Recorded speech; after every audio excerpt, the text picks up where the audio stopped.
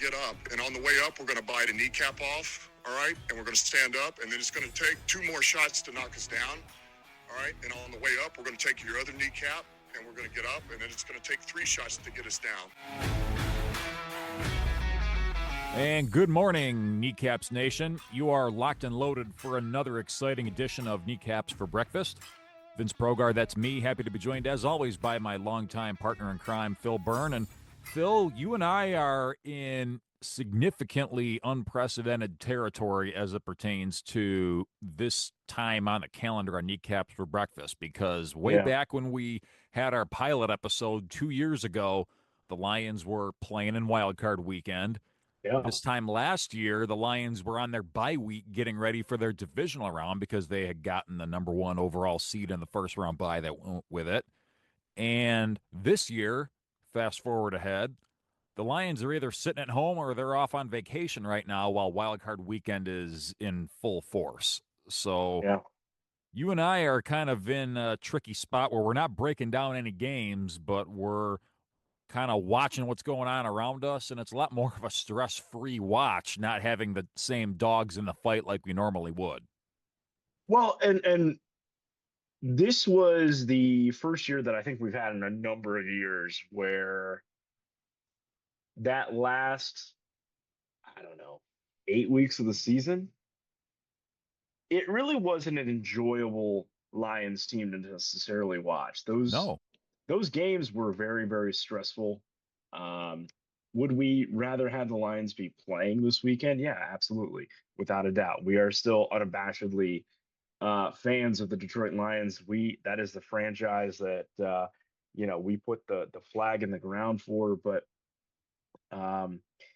there's just a number of things on the team that we're hoping get addressed or are in the process of getting addressed this offseason.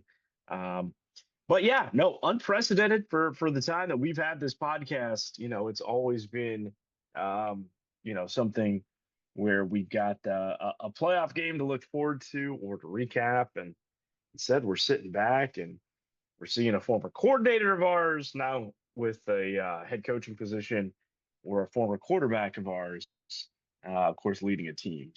And they're going to be doing battle next weekend. It's going to be the Rams at the Bears, based on how the Frisco and Philadelphia game shook out on Sunday afternoon. So we'll get to our selections as far as that game goes at the end of the show. But Phil, I will kind of want to do a temperature check of the season, because you and I have, once it became evident that this just wasn't going to happen, we kind of figured that, you know what, we're going to have plenty of runway all off season long to really dissect things. And we took the post-game episodes as more or less a, hey, let's just break down the game for what it was, and then we'll do broad view after the fact. Well, now we're after the fact. The season's over. Lions did not make the playoffs. 9-8, so still a winning record. Yeah, they beat Ben Johnson and the Bears. Kind of discouraging to know that, hey, we'll get up for Ben Johnson, but we're not going to get up for must-win games that could get us into the playoffs, but that's another discussion for another time. So 9-8, missed the playoffs, finished last place in the division. I think Dan Campbell in his exit comments the other day, Phil, kind of summed it up perfectly, as far as he gave himself a freaking F as far as his own coaching performance. Right. What's your thoughts on the way the season went, Phil? I mean, I think we kind of knew that there was going to be some level of regression. I don't think 15-2 was going to be replicated. I definitely didn't, but I want to know what you think. This was a Lions team that I think was consistently inconsistent, where there were times the offense looked like world beaters. There was time where the defense looked like they were a top 3, top 5 unit in the NFL. And then there were games where it went the other way.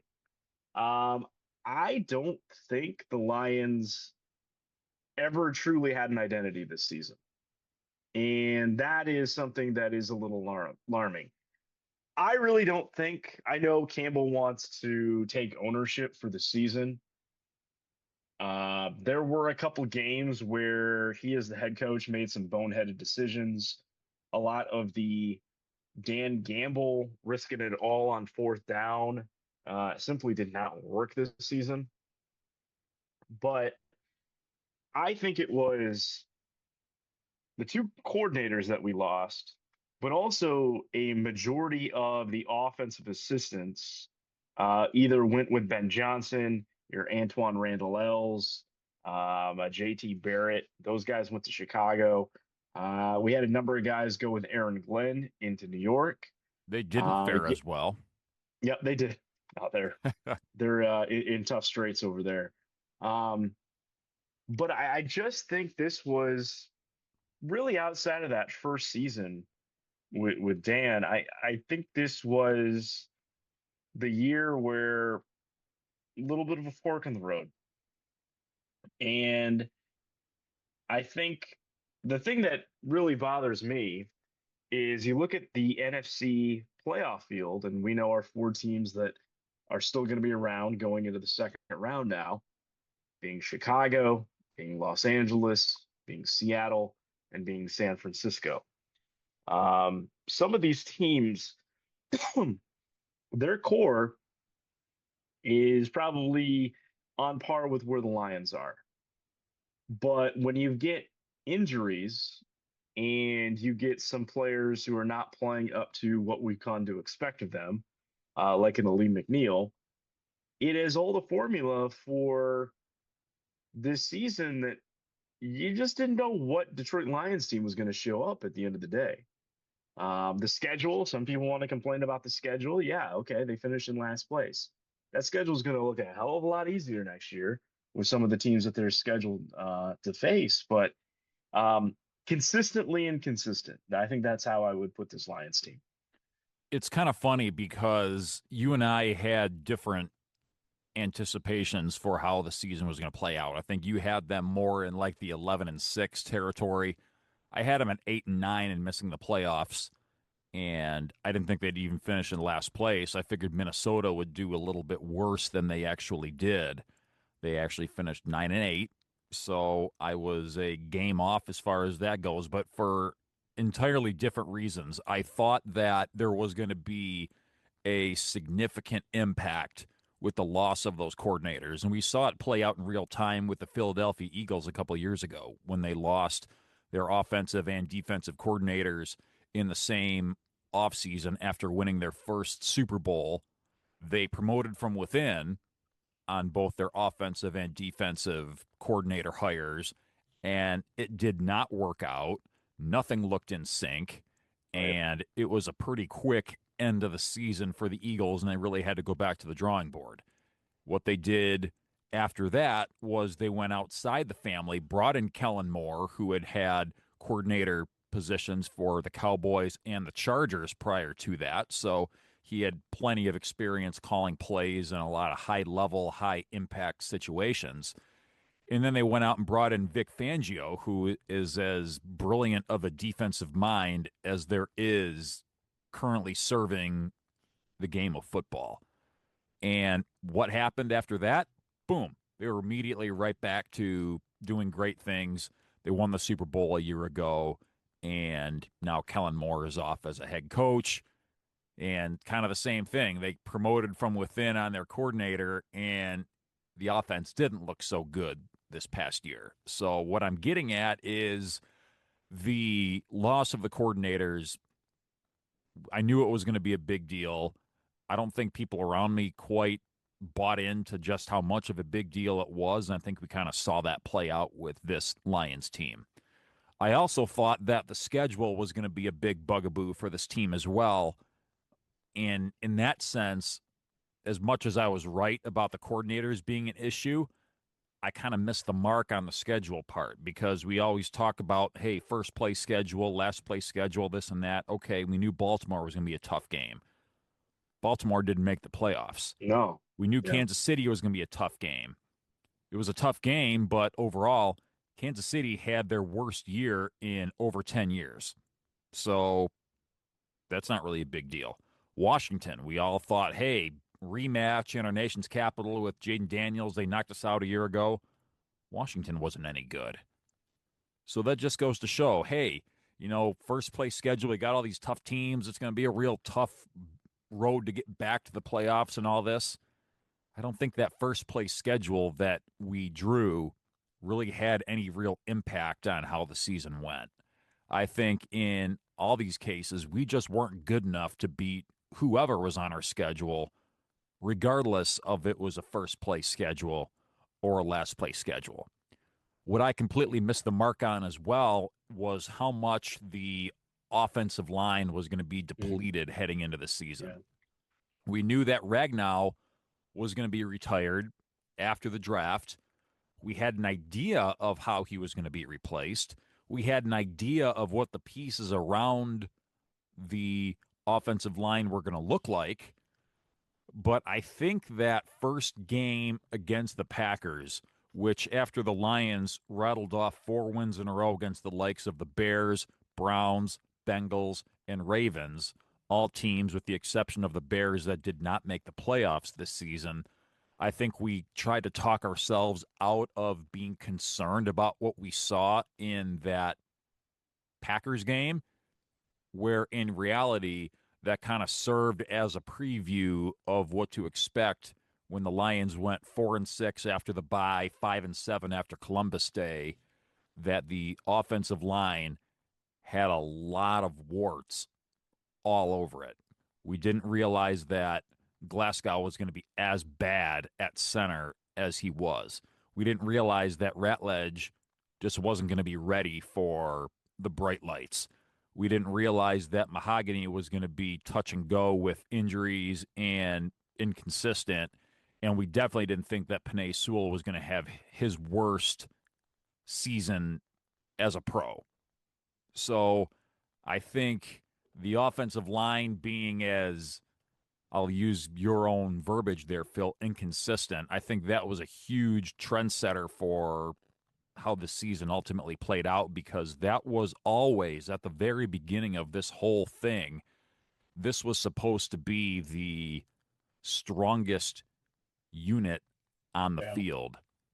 And in the most critical moments of the season, Phil, it just wasn't.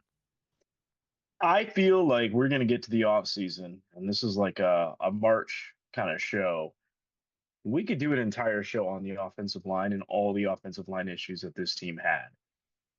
Right now, we're not going to spend too much time on it, just because there's nothing getting reported yet when we're recording it.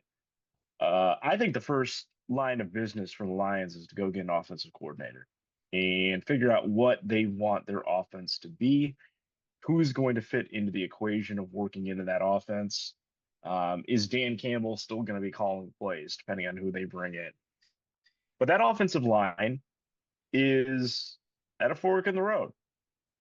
Graham Glasgow should not be a starting offensive lineman in the NFL.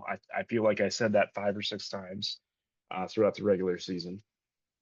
I thought Tate Ratledge, when we drafted him, was going to play center, and he was at guard. But the biggest issue that I think we're having that really didn't become too much of an issue until the last month of the season is we could be looking at a scenario where Taylor Decker retires. And he kind of sort of hinted at it in his exit comments last week. He did. And I think he's always been pretty honest and forthright when he's had a chance to speak. That sounded like a guy that had sacrificed enough for his family. Very similar to a lot of the stuff that it seemed like Frank Ragnow was saying at the end of last season. So I would hope that if Decker is going to retire, it comes prior to free agency and prior to the draft, so the Lions can figure out what their plan of attack will be. Because I think that is the part of this that really stung, was that the way they constructed that offensive line, I think even though they thought there was a very high possibility that Ragnow was walking away, I think they fully anticipated him coming back. And they weren't ready for that, and they didn't have a chess move for it because it was already after the major offseason player acquisition periods. So, And I'm not so sure they drafted Ratledge to be a center. I think they drafted him to play exactly where he played. I don't think that was, hey, just in case Ragnar retires, we might be able to jump him over to center. I don't think that was ever part of their plan. Well, no, probably not. But he had some experience there, and I think that was what we thought was going to be the natural progression. But either way, it isn't so much like this. I know there's a lot that we can spend a lot of time on the defense. The health of the safeties really worries me. The health of some of the guys in the secondary, or Terry and Arnold, so forth, really worries me. But when we talk about the Lions being consistently inconsistent and not having a message of what the team is or a team identity, Dan Campbell came in, the very first pick, they hit the ground running, was Penei Sewell. They got an identity with that offensive line. They countered and the bookend tackle with Taylor Decker. So I feel like this is critically important that they get the right offensive coordinator. John Morton, just because he was within the family, just because he knew the culture that was there, he clearly was not ready for this. And if you saw, the Jets season where he was the offensive coordinator, not good. Not good. Lions offense obviously produced a little bit more. They had way better talent than what that Jets team did. Sure. But it's pretty indicative that he will never get another shot to be an offensive coordinator in the NFL. Not at age 57 or whatever he is. Nope.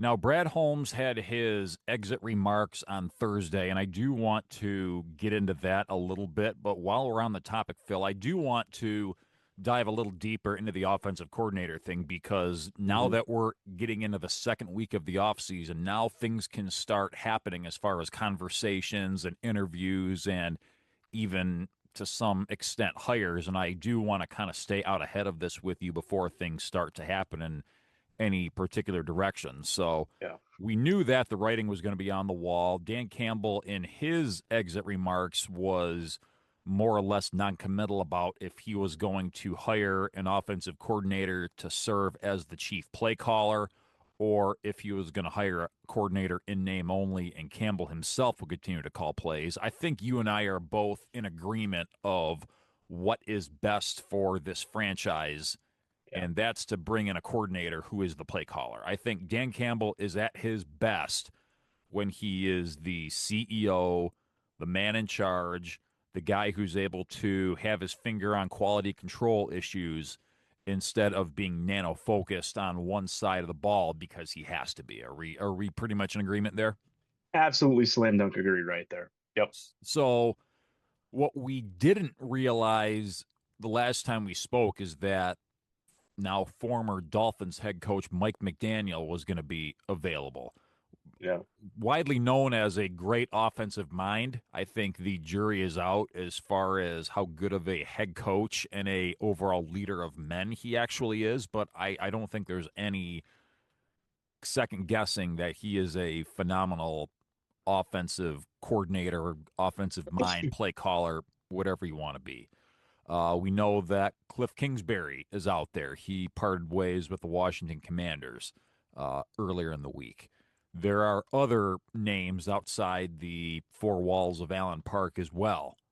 This is something that the Lions don't do under this regime, Phil. Everything that they've done to this point has been promote from within, use our same guys, keep it in the family. Ben Johnson was promoted from within when Anthony Lynn got let go. Ben Johnson takes the head coaching job. They technically got John Morton from the outside, but he had familiarity with this same group of guys about 3 seasons ago. So lots of familiarity there. And then, of course, Kelvin Shepard was promoted from within when Aaron Glenn took the Jets job. So promoting from within is what the Lions prefer. I think bringing somebody in from the outside is what's best for the franchise. In your mind, Phil, how do you see this offensive coordinator hire shaking out based on what you think is best for the health of this franchise and this offense? So I think the only internal candidate that they will have that I think could be in play. Obviously, you look at like a number of these former head coaches that have been fired that are now available. I think the only one that would be up for this role would be Hank Fraley, just because he interviewed with the Seahawks for their coordinator spot last year. He is Oddly enough, obviously his unit had a dreadful year, though, this past year. they did. They did. Um, but what I think this team needs is they need to go ahead and get a guy, like you said, that can go ahead and allow Dan Campbell to focus on the CEO type aspects of the game, that can be the one to get into disputing calls with officials, having that kind of conversation take place. Um, Say what you will about what they were as head coaches, but I think the two guys that you got to lead this off with, and I know Cliff Kingsbury has had an exciting offense before, but I definitely think it is McDaniel, and I think it is Brian Dable. Brian Dable has some familiarity with Dan Campbell. They spent some time with the Miami Dolphins.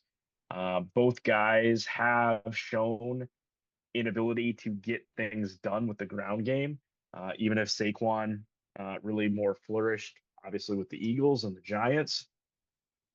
But I think they're two guys that could come in and have a great deal of success. One guy that I actually thought had a pretty good shot because he had the Lions connection, is actually the replacement for Kingsbury in Washington, and that is former Lions quarterback David Blau, I'm who so will now glad be that the Commanders promoted him. I'd have wanted no part of David Blau.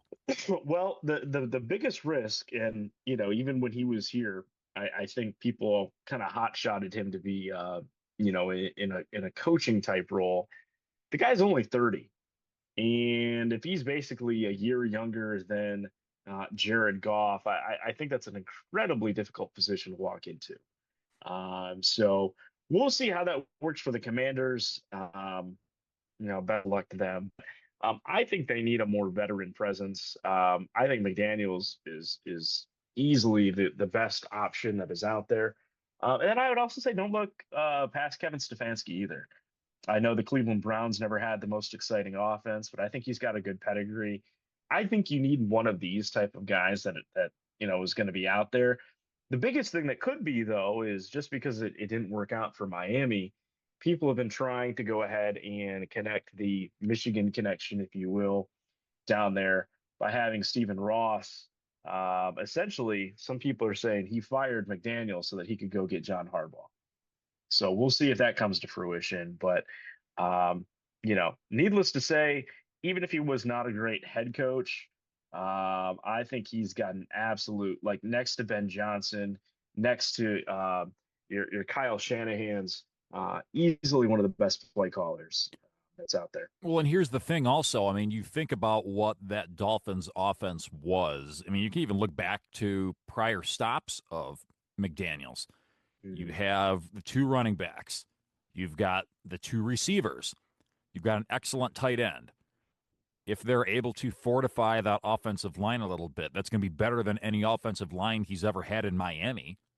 And without having to be responsible for running the team at large, he can just say, Mike, this is your baby. You're in charge of the offense, and don't worry about a thing else. I think that's probably the best position that's available if he wants it. Now, you could argue, could he be up for head coaching jobs? I'd argue not, just because I don't think he did enough impressive things as a head coach to open enough eyes. He might need another successful run as an OC to kind of build up that positive court of public opinion equity, if you will. On the other hand, I do think Stefanski is probably going to be a head coach this year based on the openings that are available. I do think he's going to get a lot of looks, and if he wants a head coaching job this year, I do think there's one out there for him. This is me getting a little kind of off the beaten path a little bit, and again, this is just pure speculation on my part. Do you think a name like Matt LaFleur will come available? Because First 2 years on the job, took the Packers to the NFC title game, lost them both, hasn't been back to the NFC title game since then. And it just seems like everything they've done after those first 2 years has been a whole heck of a lot of empty calories. And you think this is a situation where maybe the Packers move on from LaFleur? He suddenly becomes available. He's got all those ties to the state of Michigan, Central Michigan grad. You think maybe you pick up the phone is the minute he becomes available potentially and say, hey, come on down to Allen Park. And he knows where all the bodies are buried within the division as a head coach of the Packers. Yeah, it's real interesting within the North right now. Clearly, if you saw the end of the Bears-Packers game, there's no love lost between him and Ben Johnson, and then even Ben Johnson going to the locker room and saying basically FTP. Well, not to mention he name dropped Matt LaFleur in his opening press conference. So yeah. So I personally don't think he would mesh well with Dan Campbell on this team. That there is the even if it means ganging up connection. to tame a common enemy in Ben Johnson and Kevin O'Connell. I mean, come on now. Possibly. I actually think, though, that the Atlanta Falcons are the team to watch for LaFleur. He used to be a coordinator down there. Even though they won, 4 or 5 games in a row to close out the season, they still went ahead and fired, what's his name, Morris. And they hired Matt Ryan as their newly created president of football operations. So Falcons owner Arthur Blank did some kind of shuffling of the chairs on the Titanic deck of who does what and what these positions do and who they report to and all this. So he created a brand new position, president of football ops. He named Matt Ryan to that, so he's the guy in charge now. So obviously Matt Ryan and Matt LaFleur have that level of cohesion from that Super Bowl run. So you might be onto something here, Phil. So the biggest thing I think with the Packers and LaFleur is they have not won the division in a hot second, right? So they've had to go on the road and improve these games in the playoffs. And I don't necessarily think it's Jordan Love's fault. I think LaFleur has had some pretty sketchy moments, in the playoffs. But I think by and large, he is a fantastic coach, and he's a clear upgrade for a lot of these teams on these openings. So if they do make that move, I think it's just a simple fact of you got a small town in Green Bay. The expectation is to always win that division. They haven't done so in a while, and just the noise is going to get too loud. So whether it's earned or not, we'll see. But then again, I didn't think the Ravens were going to fire John Harbaugh, and here we are. I think we can both agree, though, that you've essentially got a bunch of Bula on your offensive coaching staff as it sits. I don't think there's any choice but to make this hire for the offensive coordinator outside the 4 walls. Yeah. Because, I don't think any of us is going to be content with what sits on the other side even if it is a Hank Fraley or something like that. I just don't think that person exists on this coaching staff as it sits. So the other thing that I would keep in mind too, I know we're talking about the offensive coordinator role, but I personally think Shepard did an all right job with the defense this season. I think there were a lot of growing pains. Aaron Glenn, the first couple of seasons, he was our defensive coordinator. I think there were a lot of growing pains as well. If I'm Dan Campbell, I would take a look at some of these staffs on teams that have gotten fired and look to see if you can bring in a veteran name or two, not to be a defensive coordinator. I'm not replacing Shepard or anything like that, but bring them in almost kind of like into a role on how on the offense they've got David Shaw listed, where it's almost kind of like a advisory consulting role, because I think just when we had, the more seasoned names leave, I think that hurt this coaching staff. So I would, see who's out there. That Jeff Hafley, if LaFleur gets fired, in Green Bay, he's a hell of a defensive coordinator. I don't know if there's any connection here, but maybe you bring There in a was no guy kind of connection in on Green that Bay, level. obviously. So I don't think Yeah, even he and LaFleur went way back. So yeah, it was a guy who was in college, didn't like the way things were going with NIL and everything like that, and thought this was a good opportunity for him to get his foot in the door in the NFL. And by and large, I think it worked out pretty well. So hmm I think the Lions just need to be open to new ideas. And as I want to get into next, Phil, this isn't something that this team and the people that run it do particularly well. And that brings me to Brad Holmes, who had his exit press conference on Thursday. And I thought he started out fine enough as far as season didn't go the way he wanted it to go. The blame ultimately is on me because I'm the one in charge of the football operation, this and that. And then as the speech kind of went on, we started to hear more of those familiar one-liners and buzzwords and undertones yeah, out of him. And the thing that really stuck with me, Phil, is how he said that the methodology of drafting, developing, and paying/extending our guys is what got us to this point. And I thought to myself, yes, that's exactly what got us to this point.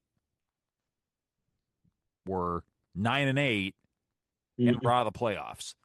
yeah, We're talking about got us to this point. Those are his own words. What's going to get us to that next step? What's going to carry us into the future? And I'm not so sure that he is open minded enough in the approach to basically change now. What are your thoughts on some of the things that you heard him say in his exit press conference the other day, Phil? What stuck out to you? yeah. I think some of the things along those lines. I think it's always difficult when you have a guy like Brad Holmes who's very prideful in the decisions that he makes. And I would still rather listen to him talk than Bob Quinn, where it just everything went back to trying to run this like Belichick, and it was such a miserable experience all the way around. But the thing that I just find myself with a lot of hesitation towards is I think Dan Campbell takes a lot of ownership for being the head coach, maybe being the face of the whole franchise. And I think there's maybe like a degree of ownership coming from Brad, but he's trying to basically make it to be, we got here because of injuries, we got here because of this situation, or the cap being what it is, or the trades that didn't happen. And, you know, sure, we never know everything that especially from a trade standpoint that could have went down. But, when we look at this team's window possibly shrinking or being completely shut now in some people's minds, you got to open up that window by being aggressive. And it's 2 years in a row where we have not had enough contributions from the draft. And I'm not even saying starters, because as your team develops into a number one seed in your division, you just don't expect four starters each year to come from your draft class. But it's the guys that sit in third and fourth spot on the depth chart that are scratches, that never play, that can't contribute on special teams. That's where the issue is. And that is solely on Brad. He's not being aggressive because he wants to go ahead and stick and pick and get these guys in the draft. But my God, when you're getting a guy that is as raw as they come with Manu, and yet you're looking at offensive line issues What about and Broderick nothing gets Martin? What done. about Hendon Hooker? What about Yeah, that Wingo kid that never plays? I mean, you can yeah, go on and on and on. yeah. It's I would have liked to see more ownership, more accountability, more we're going to get this fixed instead of just feeling like, hey, this is the best we did with what we got. I just didn't feel like that was a good response. And it seemed to me like there was a lot of question dodging when there started to be some questions posed about being aggressive, and he was, getting a little, coy. Like, what do you mean by aggressive? Brad, don't BS a BSer. You know full well what the question is. And then he started going down this rabbit hole of, oh, stuff happens behind the scenes that you just don't know about. People ask me what moves am I making around the trade deadline. Nobody asks me what moves I make in the middle of September or the middle of April, or nobody asks me those questions. Brad, come on. Nobody cares about what you may have tried to do if you picked up the phone and got hung up on or something. The fan base and the paying customer wants to see results at some point. And at some point, if the results aren't there, then what are we really doing? Yeah. So, Lions are going to have an opportunity to have their best draft selection in a number of years. The opportunity is there. I'm taking the approach the window is not shut yet because I still like the Lions core. But if they botch this offensive coordinator hire, I just feel like it's going to be the first domino in what could be a really bad offseason if things just don't start off the right way. Yeah, absolutely. Absolutely. Phil, let's get to some picks. It was a pretty exciting weekend of NFL playoffs on Saturday and on Sunday. Each of the first 4 playoff games came down to the final 2 minutes. And that's not something you usually see in the first round of the playoffs. And if it weren't for the Packers squandering away a 21-6 lead in the fourth quarter, well, you'd be seeing all 4 of the first team to play, all 4 road teams coming out on top. So pretty impressive. We're just going to pick the 2 NFC games straight up because Lions haven't been created yet. We have the Rams traveling to the Windy City to take on the Bears. Who are you liking that one? So I think we were both in agreement that the Rams were a really strong team this year. I like what they're built, but I think there's something really scary about this Bears team. That if you're a Lions fan, you got to hope this magic ends, and it ends quickly, and it ends with Matthew Stafford. And this is a Matthew Stafford versus Ben Johnson game. We're not in the same division as the Los Angeles Rams. Stafford's shelf life is probably very limited. This is probably his last run. But I am concerned if I am the Lions and I see what Colston Loveland is turning into the last couple of games. He has been an absolute weapon for Caleb Williams. I think they'll still have a good game, but I'm going to go ahead and take the depth and the experience of Stafford and McVay over Ben Johnson and Caleb Williams. I'm going to go with the Rams. Phil, that's a very interesting point you just made about Colston Loveland. And I remember thinking at the time when the Bears had that number 10 pick in the draft that, you know what, if you're going to go tight end, why not go Tyler Warren?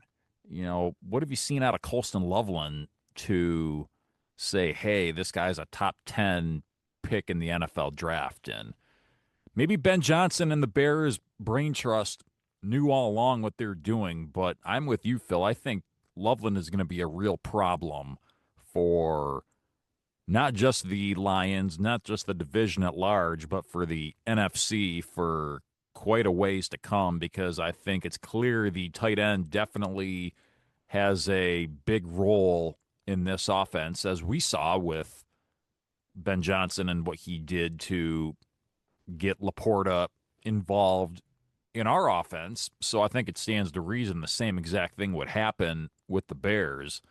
But also he's becoming a very comfortable target for Caleb Williams, who still has quite a ways to go in his development as an NFL quarterback. So he's definitely here to stay, I think. I'll get off my Bears tangent here and just get to the game pick. I think the Rams more or less suffered one of those near misses. You know how when the roads are icy and you skid a little bit and you think, oh, heck, I could have just gone off the road there. That was close. Yeah. The Rams kind of suffered something similar to that against the Panthers, where the Panthers had a late lead in the game. The Rams were clearly the better team, but they were this close to getting popped. I think that was a pretty good wake-up call. I think the Rams understand that they have a chance to play for a Super Bowl. I think they've got the pieces in place. I think the Bears just aren't ready yet in their quest to do some great things in this league. I'm going to take the Rams to kind of get right and win this one by a score or two. Give me the Rams. Next game up in the NFC, and this is a familiar one. We've seen the 49ers and Seahawks do battle twice in the regular season, just a couple weeks ago, in fact, in the Week 18 finale for the two teams. The two squared off in the Bay Area, and San Francisco's offense did not look good in that game at all, in a game that would have given them the number one seed. Instead, that went to Seattle. Now we're seeing the aftershocks of that, the two of them squaring off in the playoffs, except the 49ers have to now go up the Pacific Northwest. 49ers, Seahawks, Phil, your pick. I think the Niners still have the better core than what the Seahawks have. I think the coaching still favors the 49ers as well. But the Niners defense is beat up. They just lost George Kittle in the game today as we're taping this against the Eagles. I think this is going to be a very, very difficult game for the Niners offense to get going.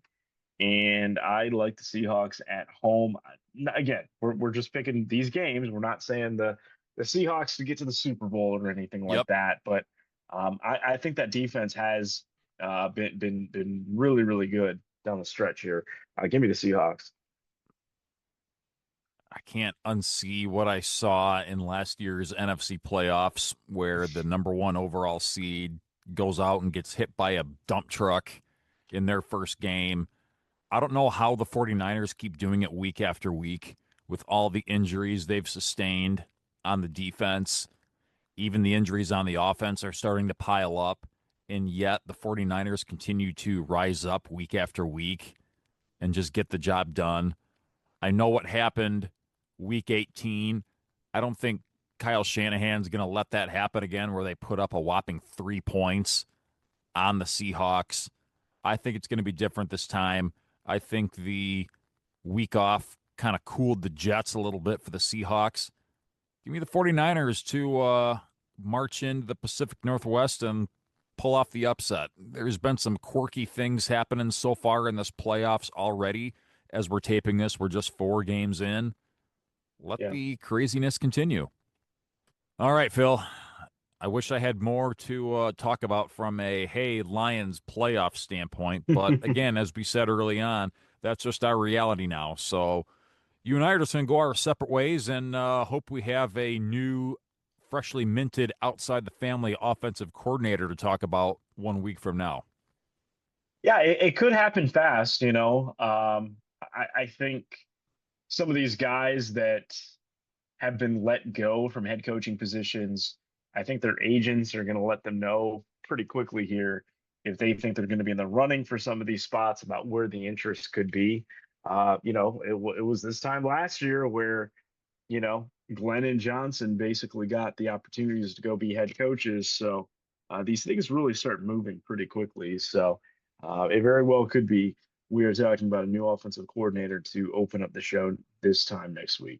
Amen, brother. All right, that's the story on this episode of Kneecaps for Breakfast. Uncharted territory, as we mentioned. No Lions in the playoffs, so we're just going to keep breaking down the Lions season, try and figure out some next steps, and a lot of the news is going to unfold, and Phil and I will be here to break it all down, as well as our reaction on what's happening in the NFL playoffs. So we hope you tune in to our next episode for that and much more. For Phil Byrne across the way, Vince Progar saying good morning, go Lions, forward down the field, over and out.